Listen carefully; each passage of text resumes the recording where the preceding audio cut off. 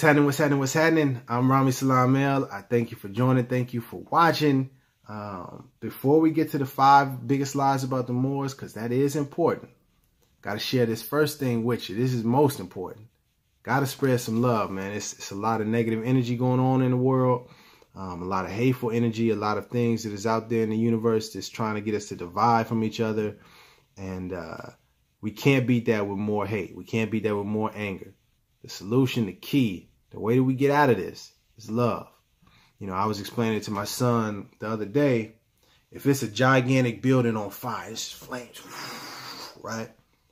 If we trying to put the flames out, do we go and grab a bucket of flames and toss it onto the building? No, Daddy, that doesn't. No, yeah, exactly. It don't make sense. And if you try to grab a bucket of flames, you probably will burn yourself. But what we can do is grab that bucket of water, right? That makes sense, right? At least my son thought it did.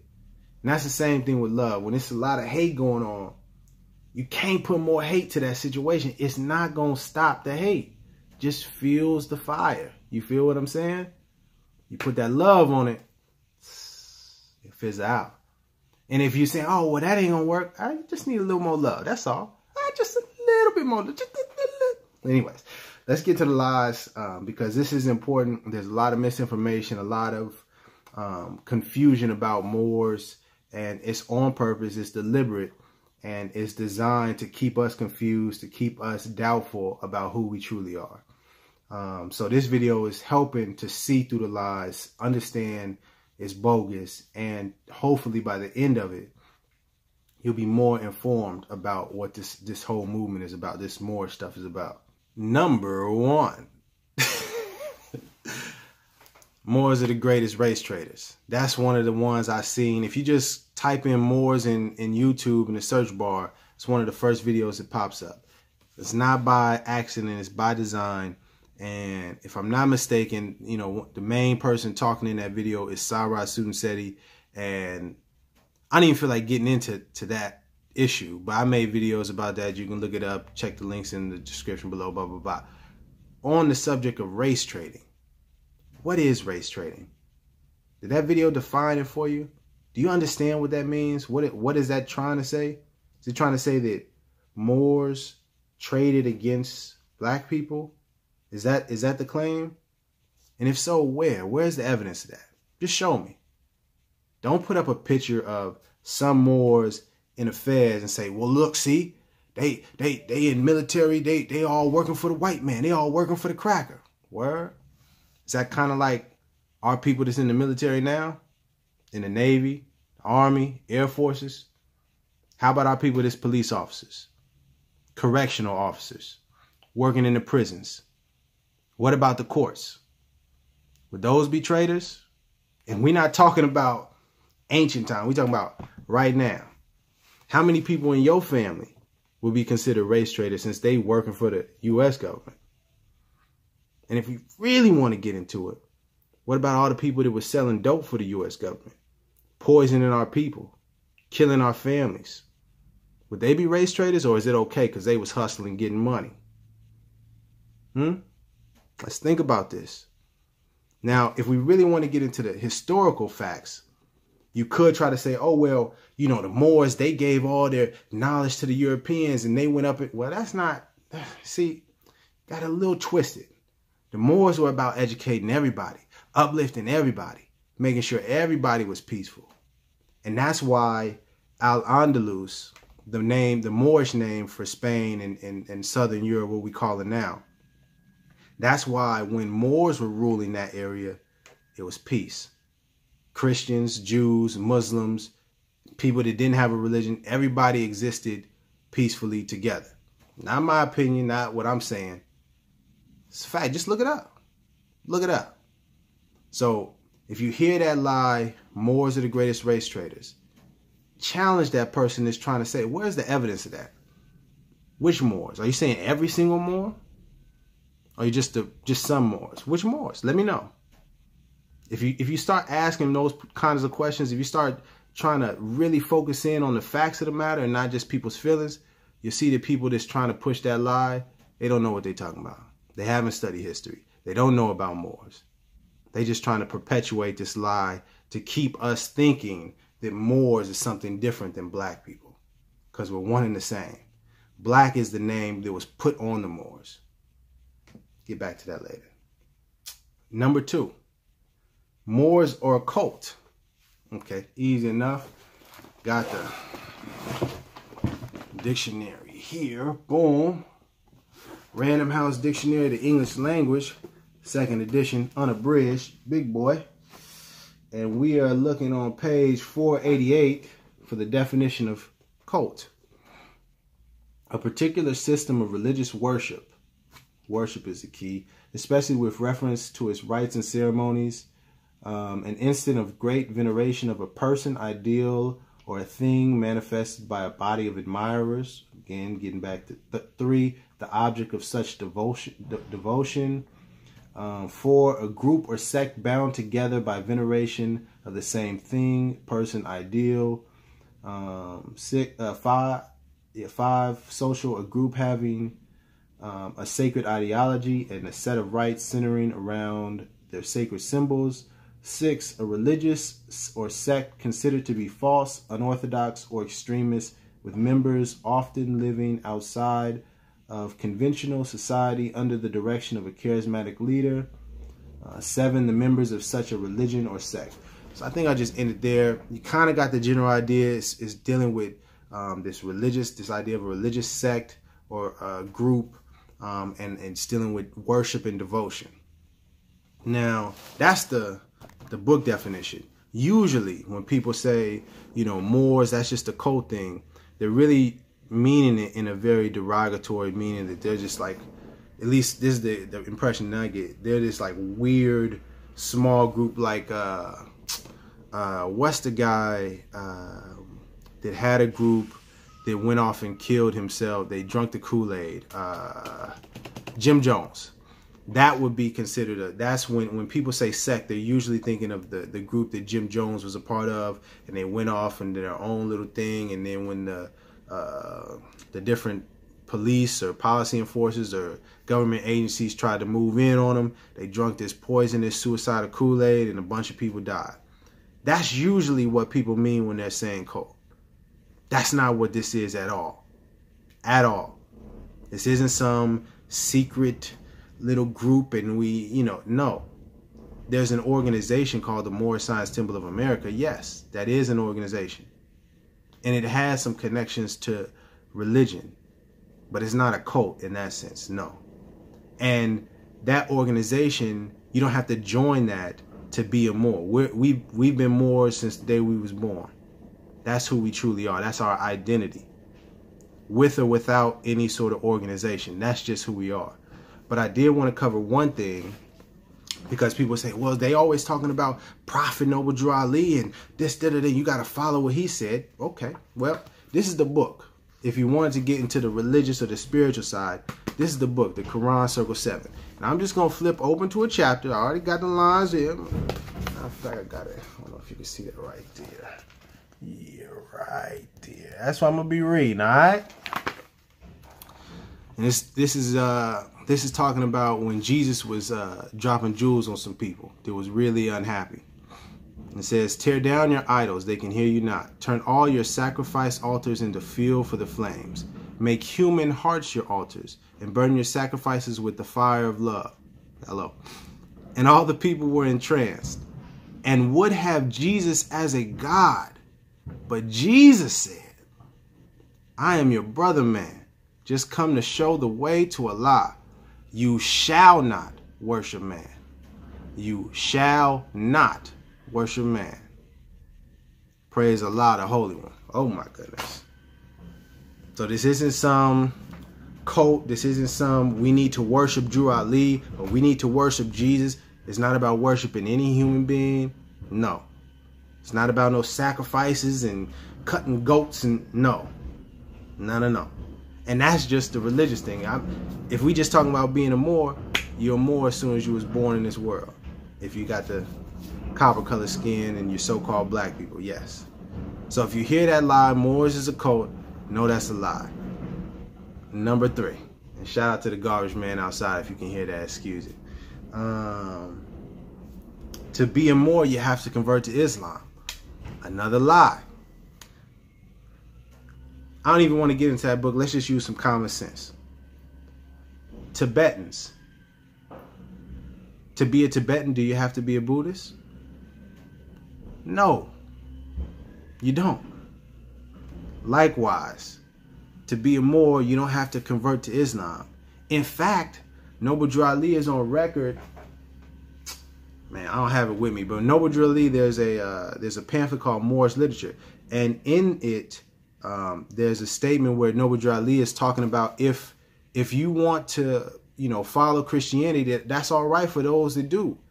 And he goes on further to say that the doors to religious freedom are open to all, and anyone can walk in and out of those doors. You know what I mean? And if the freedom to investigate into different religions, if that wasn't available, then we couldn't find the truth. So if the leader, the person that created this movement, if he's saying, if you want to be a Christian, that's fine, then how could you lie and try to say that you have to convert to Islam to be a Moor? Don't make sense. Number 4. Calling yourself a Moor won't change anything. Oh my goodness, I hear that all. If you call yourself a Moor, it's not going to stop the police from shooting you. It's not going to stop the bully if you say I'm a Moor. Really? Really? That's what you... Come on, man. Stop. Got to get out of that mentality. Number 1, the people that say calling yourself a Moor won't change anything are either ignorant, meaning they don't know, they don't have the information, or they're intentionally lying to you because it's simply not true. And I could show you documents of court cases, Sundry Free Moors, Sundry Free Moors Act. I could show you, I could show you documentation, in history where African so-called Negroes went into court claiming that they were Moors and not Negroes, and they got judged or they got handled differently. Not even going to talk about that. I'm going to talk about personal experience. Got pulled up. And the reason I don't really talk about this is because I don't want, there's also this idea that being a Moor is just about beating traffic tickets or stopping the police. And it's, it's so much more than that. This is our identity. This is about us being ourselves. But just for the record, I got pulled over once and license registration, blah, blah. I just started talking. I didn't have the fez on. I didn't have my ID on. I didn't have my ID yet. I didn't have most of the knowledge that I have now about law or about us being Moors. I just had a firm understanding of certain things, that I'm a Moor, and in terms of law, that there was a difference between driving and traveling. So with this information and knowing who I am, this is how I approached him. He's starting to talk. I just cut. I said, yo, my name is Rami Abdullah Salam El. I'm a Moorish American. I'm here about love, truth, peace, freedom, and justice. I'm here to help your people as well as mine. And mind you, this dude was Asian, the police officer. And so I'm starting to talk to him on a real soul level, real human to human level. And I tell him, I said, man, I'm not driving. There are bus drivers, there's taxi cab drivers, limousine drivers, delivery drivers. I'm not Uber drivers. I'm not driving. I'm not working right now. I'm traveling from one place to another. Right? He calls for backup. Oh goodness. Oh, it's getting real now. Backup gets there. European dude. I break down the same information to him. Don't have documents, don't have no people around. Just the knowledge, the information. Tell him, I'm not driving, I'm traveling. There's a difference in law, blah, blah, blah, blah. He looks at me and he takes a step back and he said, well, where's some proof of this? I said, well, I don't have my law dictionary, but if you just pull it up on your phone, you can easily see for yourself. Got his phone out and started. And that's when I knew. I said, hey, man, this is something different. Now, at the time, even though I was all the way in the right, I didn't want to press my luck. I'm in the right. I got insurance. I got everything. It was just a fixing ticket for the headlight. So I said, I'm good with what I got right now. Let's call it a draw. Hey, I'll sign off, blah, blah, blah, I'll be on my way. Never heard from that ticket. I didn't send anything in. Never heard from that ticket again. Never got any follow-up from that. That it just magically disappeared. Now I'm saying to you, I've been black much longer than I've been quote unquote black for much longer than I've been knowing I was a Moor. Never had a police encounter like that. Not once as a black man, as a nigga, as a Negro. So when people say, oh, being a Moor, calling yourself a Moor doesn't change anything, I know that to be a lie. I know that to be false. And most times the people that are saying that are just scared. And we could take it outside of the police for a second. It's been times where I met a random European person on the street, get to talking, explain to them, you know, the difference between Moor and black and da-da-da-da. And I've seen them change immediately. Start addressing me as a Moor. Us as Moors and not as black people. My college professor taught communication. We're talking, he was mentioning something about some sort of program, you know, African-American program, mid-speed, and yet African-American. Oh my, I know that you call it Moors. This is just for how we're doing, what we're calling it here on campus, but I understand. Now, mind you, this is a college professor. He didn't say what you're talking about is crazy. He didn't say that's nonsense. He didn't dismiss it. Nah, he respected it and adjusted the way he was talking. Adjusted how he treated me. So it don't make no difference? Or has it not made a difference because you've been too scared? That's another time for another story. Another story for another time. Number 5. Moor just means black. Yeah, see, when the people that's spreading this misinformation, when they get done with all the lies, they ain't got nothing else, they say, well, okay, we can't convince them that we're not Moors. Let's just say that Moor and black means the same thing. No, it doesn't. If it did, if Moor meant black and black meant Moor, then why don't we call ourselves Moors if they mean the same thing? But it doesn't mean the same thing. And if you look in the dictionary under the definition of black, you won't see Moor mentioned there. Why is that? How come there haven't been any, Moorish student unions on campus if Moor and black means the same thing? Gonna show you last little piece. And this is how you know if you ever hear someone saying Moor just means black, you know, they either don't know, ignorant, misinformed, or they are intentionally lying to you. They are intentionally misleading you. And why do I say this? Because Noble Drew Ali, the person that kicked off this whole movement, last chapter of the book that he brought, the very important book, Holy Quran, Circle 7, it says, "Come all ye Asiatic of America and hear the truth about your nationality and birthrights, because you are not Negroes, aka blacks, aka colors, aka African Americans. We are not Negroes. We are not black." Matter of fact, let me just put that. Well, it didn't mention black. That is why the nationality of Moors was taken away from them in 1774, and the word Negro, black, and color was given to the Asiatics of America who were Moorish descent, because they honor not the principles of their mother and father and strayed after the gods of Europe, whom they knew nothing of.